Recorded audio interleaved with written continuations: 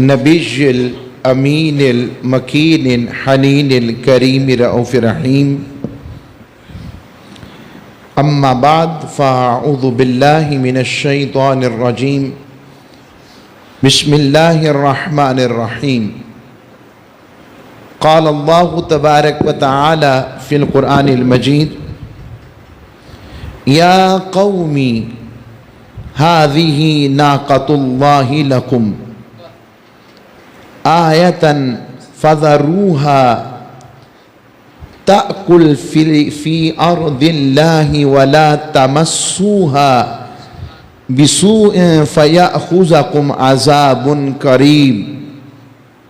وقال الله تبارك وتعالى في مقام آخر: ومن يعظم شعائر الله فإنها من تقوى القلوب. صدق الله مولانا العظيم وصدق رسوله النبي الأمين الكريم. اللہ تبارک و تعالی کا بے پایا لطف و کرم و احسان، جس کی توفیق سے اور اس کے حبیب مکرم صلی اللہ علیہ وآلہ وسلم کی ذات بابرکات کا توسل کہ ہمیں جمعۃ المبارک کی مبارک ساعتیں نصیب ہو رہی ہیں،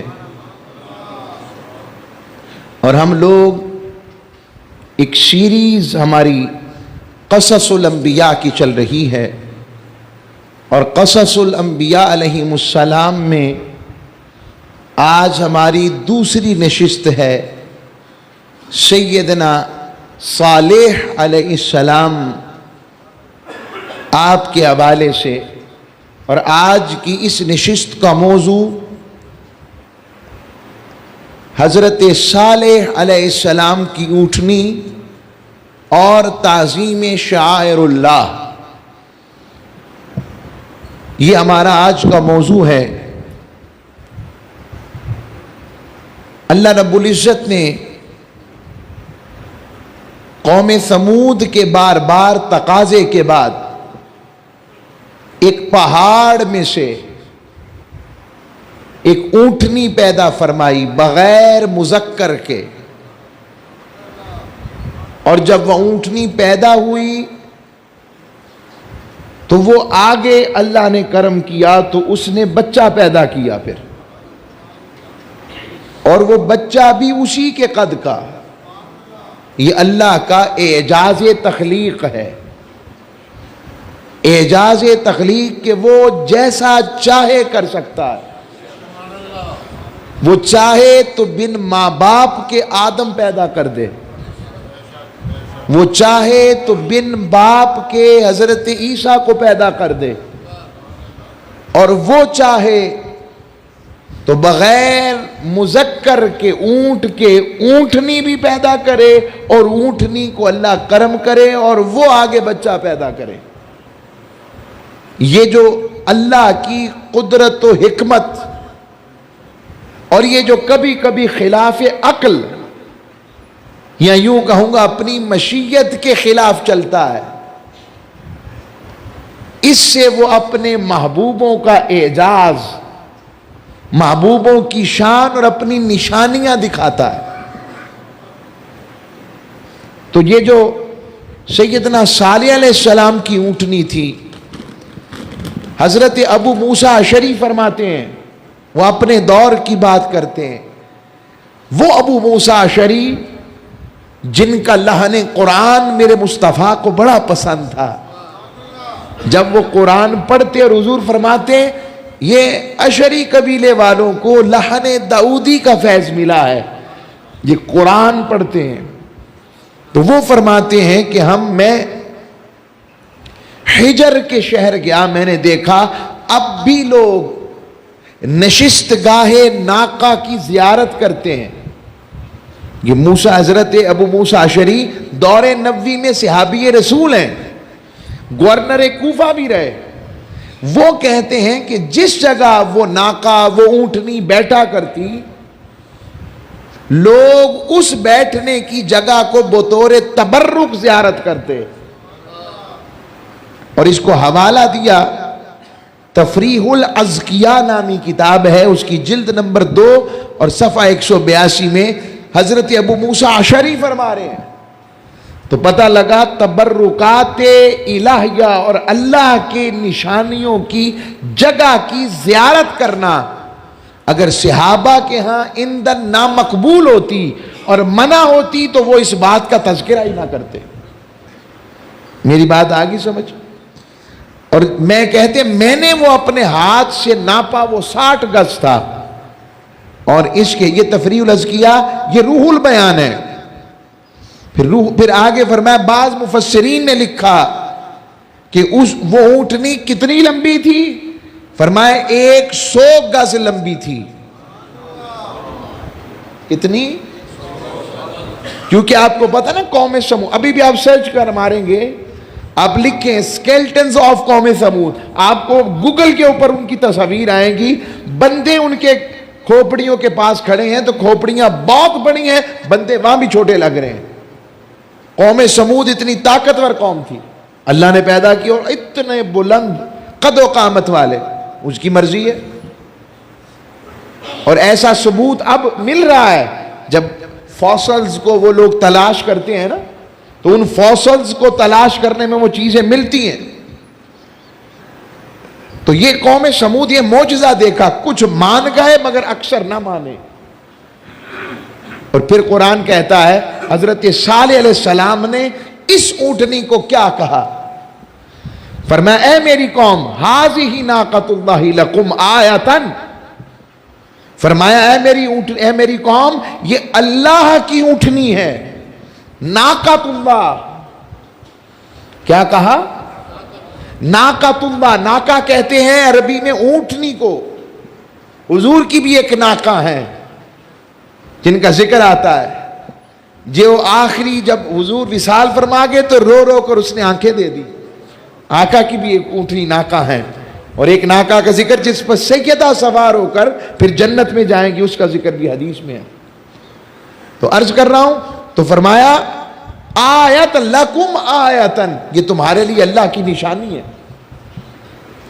اب سوال پیدا ہوتا ہے، باقی باتیں تو میں بعد میں کروں گا، قرآن میں اللہ نے یہ کیوں فرمایا اور پھر صالح علیہ السلام کی بات کا ذکر کیا؟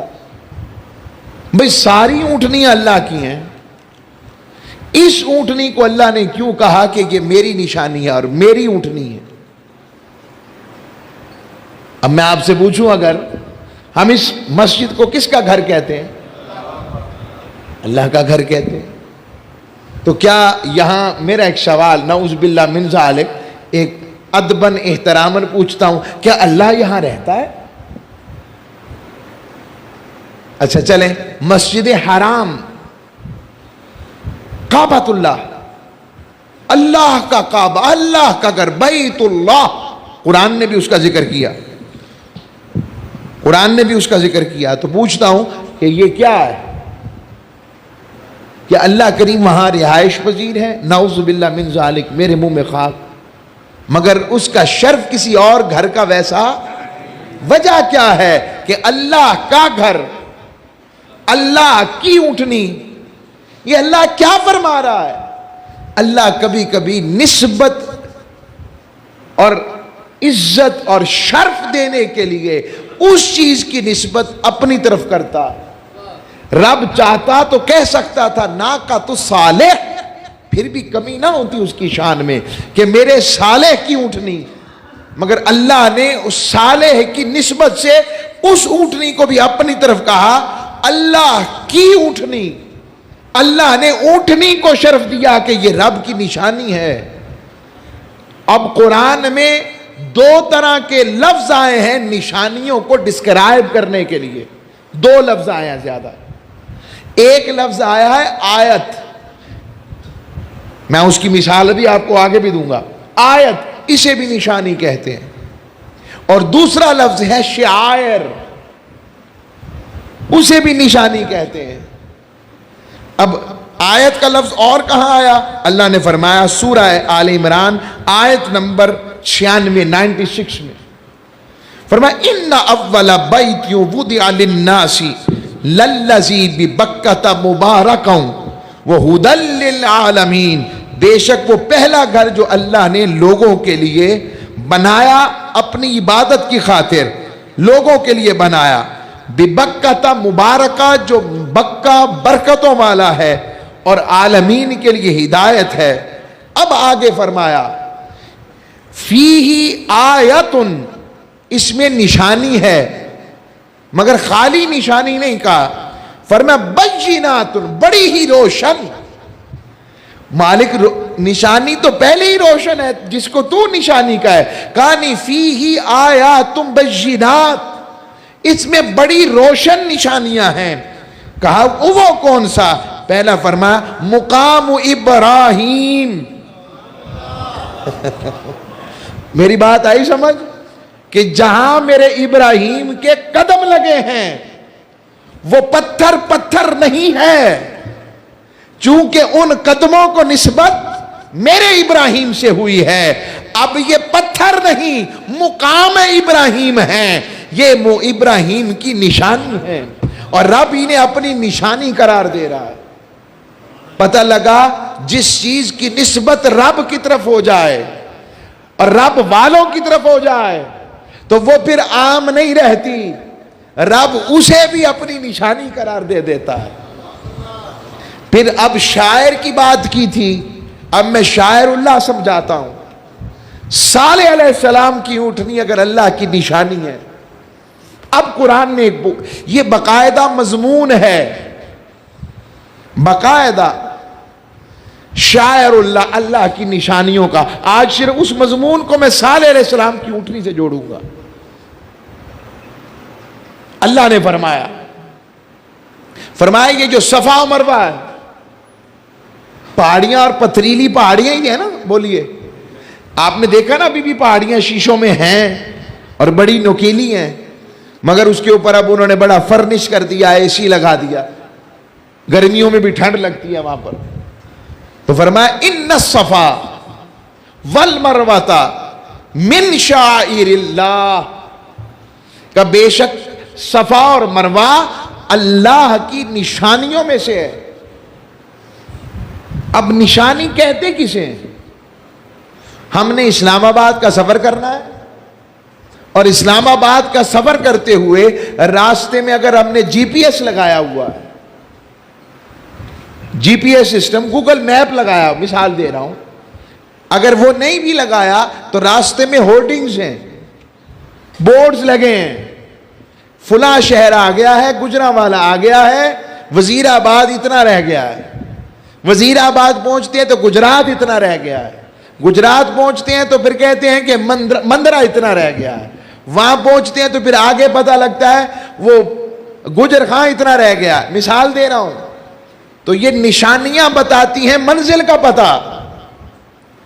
رب نے کہا صفا اور مروہ میری نشانیاں ہیں، رب نے کہا یہ ناقۃ اللہ، یہ اللہ کی اونٹنی میری نشانی ہے، اللہ نے فرمایا مقام ابراہیم میری نشانی ہے۔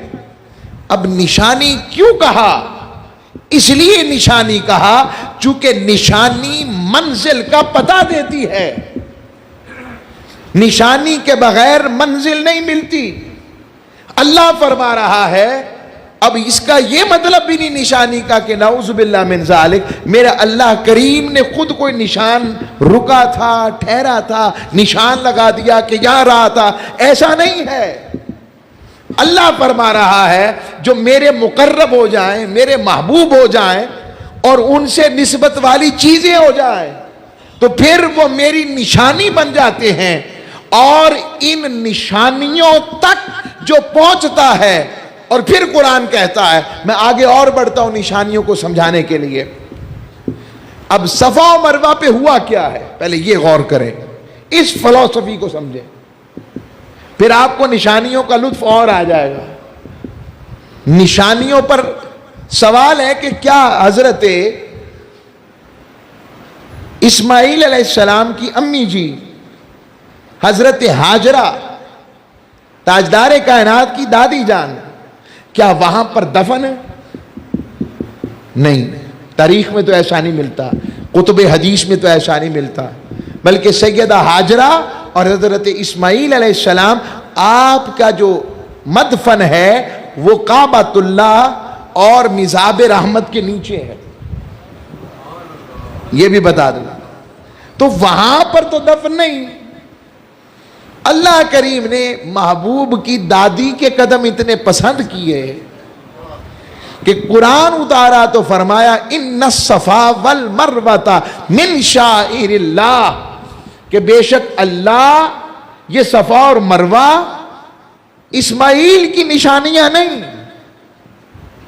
میری ہاجرہ کی نشانیاں نہیں، یہ اللہ فرما نہیں رہا، فرمایا من شعائر اللہ، اللہ کی نشانی۔ اچھا میں اور آسان کرتا ہوں، بڑی عید پر ہم اس کو زیادہ اور اینگل میں دیکھیں گے، شاعر اللہ کے اس مضمون کو اس اینگل پہ لیں۔ آپ نے بڑی عید پر جانور لیا، اونٹ لیا آپ نے اور بیل لیا، اب قرآن کہتا ہے اب اس کو صرف آپ نے قربانی کی نیت سے لیا کہ اللہ کی راہ میں قربان کریں گے، نیت کر لی، اب اللہ فرماتا ہے وَالْبُدْنَ جَعَلْنَاهَا لَكُمْ شَعَائِرَ اللَّهِ، وَالْبُدْنَ جَعَلْنَاهَا لَكُمْ مِنْ شَعَائِرِ اللَّهِ، فرمایا یہ جو قربانی کے بڑے بڑے جانور ہیں، اونٹ، بیل، گائے، کہا یہ جو قربانی کے بڑے بڑے جانور ہیں یہ بھی اللہ کی نشانی ہے۔ اچھا اللہ کی نشانی سے کیا کریں تو کیا ملے گا؟ اب سوال یہ پیدا ہوتا ہے نا، کیا کریں؟ اللہ فرماتا ہے وَمَن يُعَظِّمْ شَعَائِرَ اللَّهِ، جو کوئی ان نشانیوں کی تعظیم کرتا ہے، تکریم کرتا ہے، احترام کرتا ہے، ادب کرتا ہے، ان سے نسبت محبت رکھتا ہے، ان کو ادب کی نظر سے دیکھتا ہے، محبت کی نظر سے دیکھتا ہے، اللہ فرماتا ہے فَإِنَّهَا مِن تَقْوَى الْقُلُوبِ، بے شک اس کے دل کو اللہ نے تقوی کے لیے چن لیا ہے، اس کے دل میں اللہ کا تقوی ہے کہ اللہ کی نسبت والی چیزوں کا حیا، ادب، احترام اور نسبت کا خیال رکھتا ہے، اور ایسی بات نہیں کرتا جس میں ہلکی بات ہو، جس میں کمزور بات ہو۔ یہ بھی شاعر اللہ میں شامل ہے نا، یہ بھی ہلکی بات ہے، یہ بھی تو پتھر ہے، یہ کون سی بڑی بات ہے؟ رب نے کہا نہیں، جہاں میرے محبوب کی دادی کے قدم لگے، قدموں کی وجہ سے وہ میری نشانی بن جاتی ہے، تو جہاں وہ جسم دفن ہوگا، دوبارہ غور کریں عاشقوں، میں جملہ جو کہہ رہا ہوں بھئی، جہاں پر ان حضور کی دادی کے قدم لگے تو وہ جگہ ہو گئی اللہ کی نشانی، تو جہاں پر وہ جسم دفن ہو اس کا مقام کیا ہونا چاہیے؟ اور پھر اللہ فرما رہا ہے وَمَن يُعَظِّمْ شَعَائِرَ اللَّهِ، اگر اونٹ کی تعظیم کرو تو کہا رب کہتا میرا تقوی ملے گا، اور ٹگا جسے پنجابی چ کہیدا ہے، اور بیل کی تعظیم کرو تو رب فرماتا ہے میرا تقوی ملے گا۔ اگر بیل اونٹ کی نسبت رب کی طرف ہو جائے تو اس کی تعظیم پر رب کی بارگاہ کا تقوی ملتا ہے، اور اگر بندہ ہی بندہ مرتضی ہو، رب کا بندہ بن جائے اور کوئی اس کی تعظیم کرے تو رب کیا عطا کرے گا؟ اور اس میں نبی اور رسول تو ہیں ہی اوپر، پھر ان کی شان میں ہلکی بات کرنا۔ کائنات کی سب سے بڑی اللہ کی نشانی کون ہے؟ نبی پاک صلی اللہ علیہ وسلم، حضور کی ذات۔ اللہ نے وہاں پر پروٹوکولز بھی بتا دیے ہیں کہ باقیوں کی تعظیم کا اوپن ذکر کیا ہے کہ ادب کرو بس، محبوب کی بات آئی تو یہ بھی بتایا آواز کتنی کھولنی ہے، محبوب کی بارگاہ میں بیٹھنا ہے تو لفظ کون سا بولنا ہے، محبوب کی بارگاہ میں بیٹھنا ہے تو بیٹھنے کے آداب میں آنا کب ہے؟ جب محبوب بلائے، اور اگر جب محبوب بلائے نماز میں بھی ہو تو نماز توڑنی نہیں ہے، چھوڑ کر مصطفیٰ کی بات سن لینی ہے۔ یہ سارے آداب اس شاعر اعظم کے ہیں جو کائنات کی سب سے بڑی نشانی ہے۔ تو پھر جو ان کے اولیاء اور نسبت صحابہ آل پاک، ان کے بارے میں حل کی بات کرنا، یہ حل کی بات سمجھ لینا۔ عام آدمی تھے، ٹھیک ہے کوئی بات نہیں، آئے اور چلے گئے، کیا فرق پڑتا ہے؟ رب فرما رہا ہے اگر جانور کو نسبت میری طرف ہو جائے تو میں اسے اپنی نشانی کہتا ہوں، اور جس نے ساری زندگی اس کی خبر دی ہو، اس کا مقام و مرتبہ کیا ہونا چاہیے، اور پھر اس کے ادب اور تعظیم کی بات سمجھ آ گئی بات۔ تو اب پتھر فائدہ نہیں دیتے، یاد رکھیے گا، کیا؟ اس کی حقیقت سیدنا فاروق اعظم نے کھولی، بخاری کی حدیث۔ حج کا موقع ہے، طواف کر رہے ہیں، اور طواف کرتے کرتے حجر اسود کے سامنے آ گئے۔ حجر اسود کو خطاب فرمایا باقاعدہ سیدنا فاروق اعظم نے، فرمایا تو ایک پتھر ہی تو ہے، نہ نفع دے سکتا ہے نہ نقصان پہنچا سکتا ہے، مگر خدا کی قسم عمر تجھے اس لیے چومتا ہے، تجھے مصطفیٰ نے چوما ہے۔ اس کو نسبت لب مصطفیٰ ہوئی۔ یہ ادب کا پہلو سیدنا فاروق اعظم بتا رہے ہیں، یہ میں آداب و تعظیم بتا رہا ہوں، یہ ان کا مقام آیا تم بینہ۔ اور مقام ابراہیم کو کیا مقام ہے؟ میں نے پہلے بھی ذکر کیا، چونکہ مضمون کے ہیتے میں آ گیا، بس جلدی سے۔ مقام ابراہیم پر ہوا کیا ہے؟ ایک ہی کام کیا ہے سیدنا ابراہیم علیہ السلام نے۔ سب سے پہلے تو سیدنا ابراہیم کے قدم لگے۔ اگر ابراہیم علیہ السلام کے قدم لگے تو وہ مقام رب کی نشانی بن جائے، اور جہاں مدینے میں میرے مصطفیٰ رہتے ہوں، یہ بات ذہن میں رکھیں۔ اگر یہ آیات تم بینہ ہے، وہ آیا اکبر ہے، اور اس کی ہر چیز، وہ گنبد ہی کیوں نہ ہو، وہ وجہ، وہ جگہ، حضور کا مواجہ، وہ جالیاں جس پر چند لمحے ہم کھڑے ہوں تو محبوب کا فرمان آ جائے، من زارا قبری وجبت لہو شفاعتی۔ آنے والے، تو نے مجھے دیکھا یا نہیں دیکھا کوئی بات نہیں، میں نے دیکھ لیا ہے، قیامت کو دیکھ لینا، میں تجھے پہچان لوں گا۔ میں نے یہ شرح کر کے کیا اب ترجمے کا وقت کہ جس نے میری قبر کی زیارت کی اس پر میری شفاعت واجب ہے، کہ علیحدہ مضمون میں اگر میں نے اس کی شرح کر دی ہے، ذہنوں میں آ سکتا ہے نا، وہ بتیاں بند ہیں، جالیاں ہیں۔ حضور نے پہلے سے خبر دے دی، بخاری مسلم کی سب نے حدیث پڑھی۔ اگر حضور، وہ ایسی ذہن میں آ گیا کہ استدلال کہ حضور قبر کے پاس سے، دو قبروں کے پاس سے گزرے، فرمایا ان دونوں پر عذاب ہو رہا ہے۔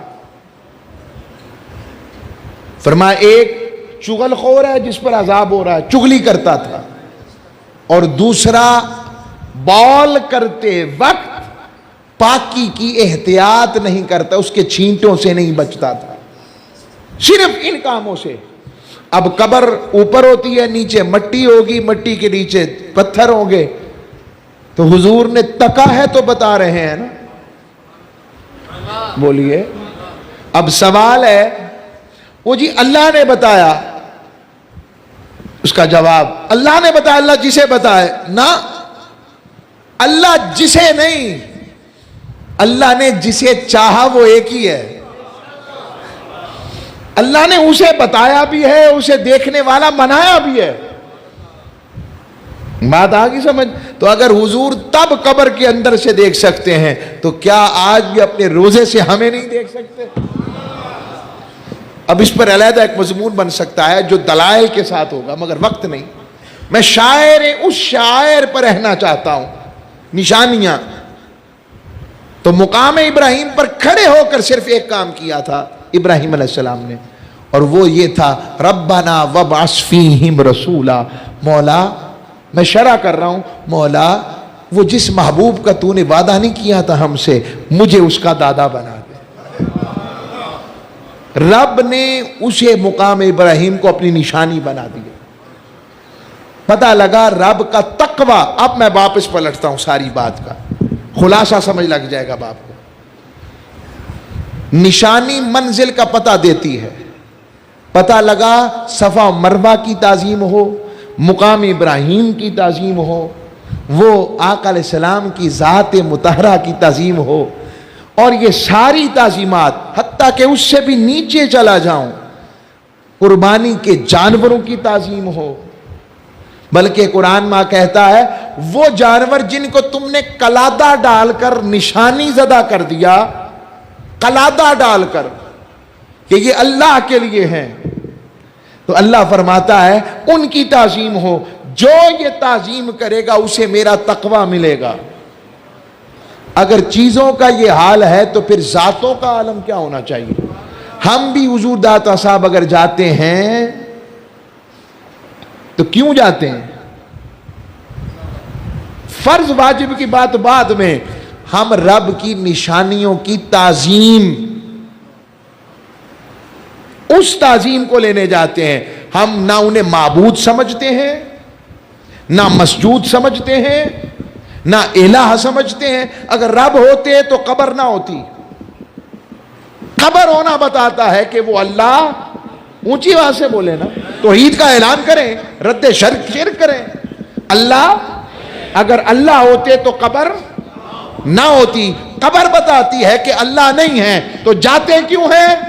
اگر صفا و مروہ پر قدم لگ جائیں تو وہ رب کی نشانی، تو جہاں پر بندہ وہ جس نے ساری زندگی اللہ اور اس کے رسول کی نوکری کی ہو، اور اس کی قبولیت کا عالم کہ 9 صدیاں گزر گئیں، روکنے والے روکتے ہیں مگر رب نے اس کی محبت لوگوں کے دلوں میں ڈال دی۔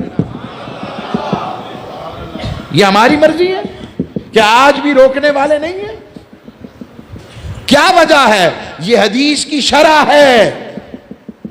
حدیث میں ہے، اللہ فرماتا ہے جب مجھے کسی بندے سے محبت ہو جاتی ہے تو میں جبریل کو بلاتا ہوں اور بلا کے کہتے جبریل مجھے فلاں بندے سے محبت ہو گئی، تو بھی اس سے محبت کر۔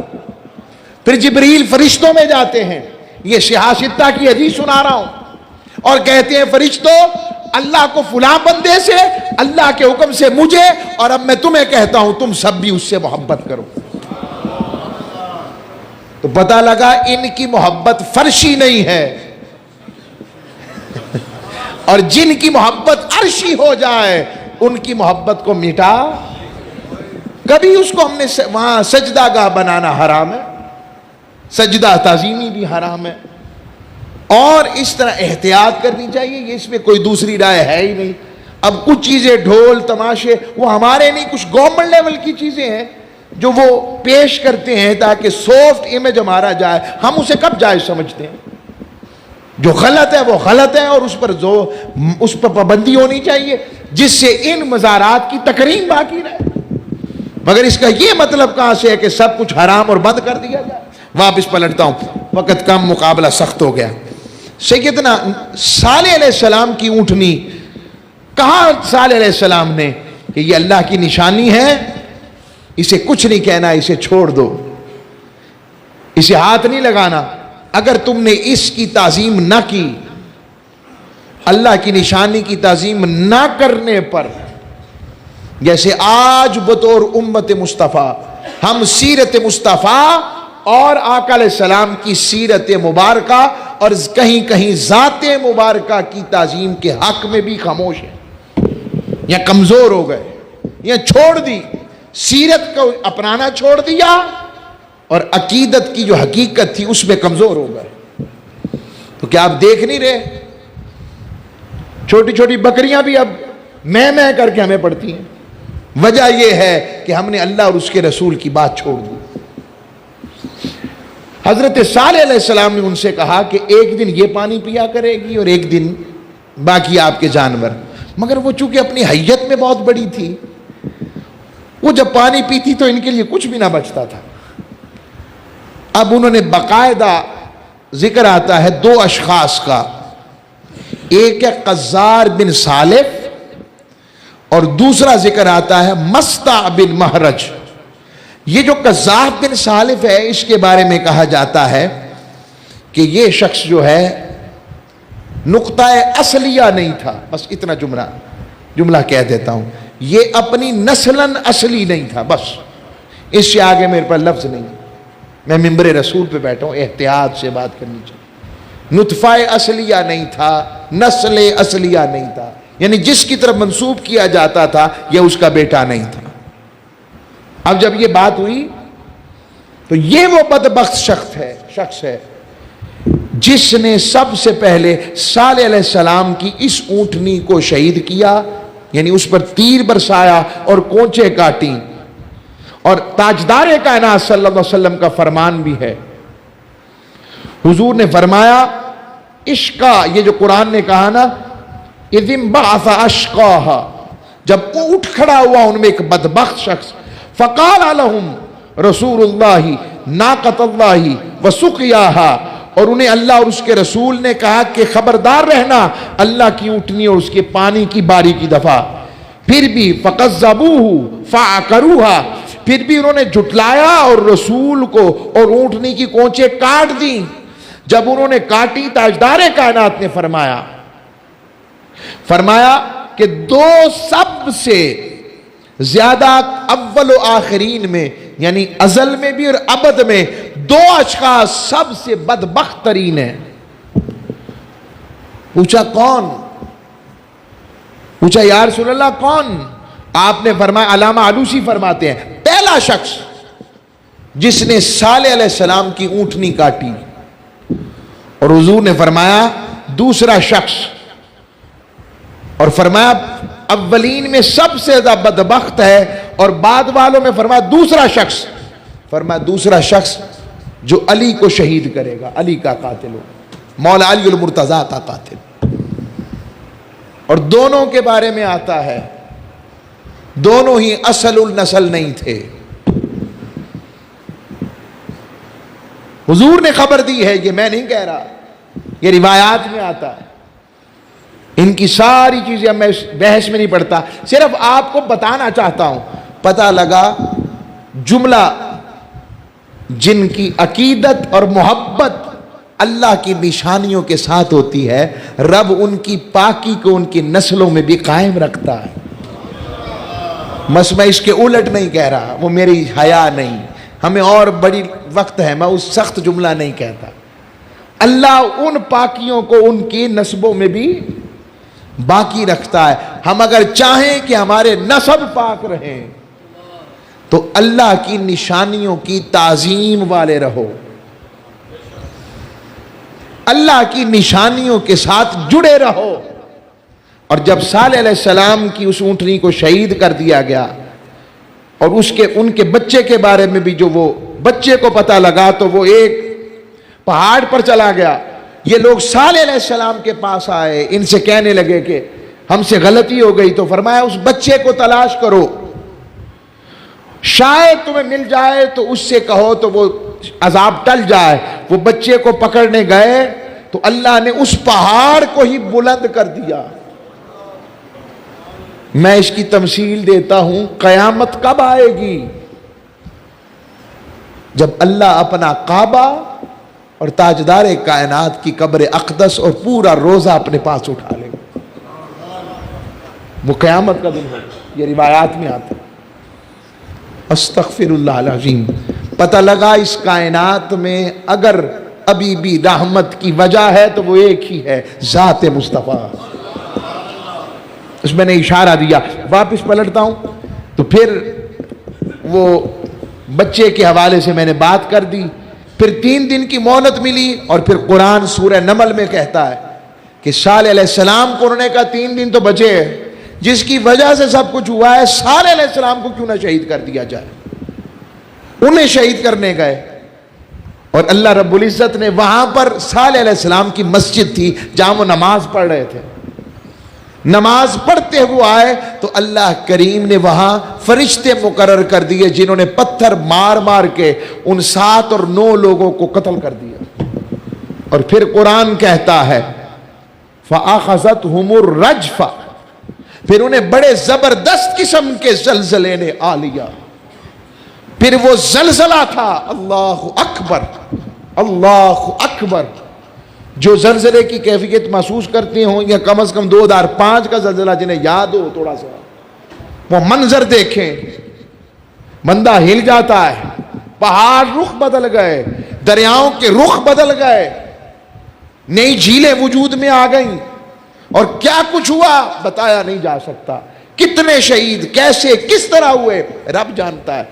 دنیا سے گئے کس حالت میں ہلاک رب جانتا ہے. کہ ہزاروں کی تعداد میں لوگ کشمیر، بالا کوٹ، یہ سارے ناردرن ایریاز کو دیکھتے جائیں، باغ، یہ چیزیں ساری برباد ہوئی. کئی کشمیر کے ساتھی بیٹھے ہوں گے. بس میں اختتام کر رہا ہوں. اللہ کے لیے کوئی مشکل نہیں. چاہتے ہو رب کا عذاب ٹلا رہے، رب کہتا ہے ایک ہی کام کرو، میری اور میری نسبتوں کا حیا کرو، ان کا حیا کرو، ان کی سیرت اپناؤ اور میرے احکام کے مطابق ہو جاؤ. اور پھر اللہ رب العزت نے حضرت صالح علیہ السلام کی 85 سال کی عمر میں آپ کا وصال ہوا. اور اگلی بات سن لو، حضرت صالح علیہ السلام کا مزار صفا و مروہ کے درمیان ہے.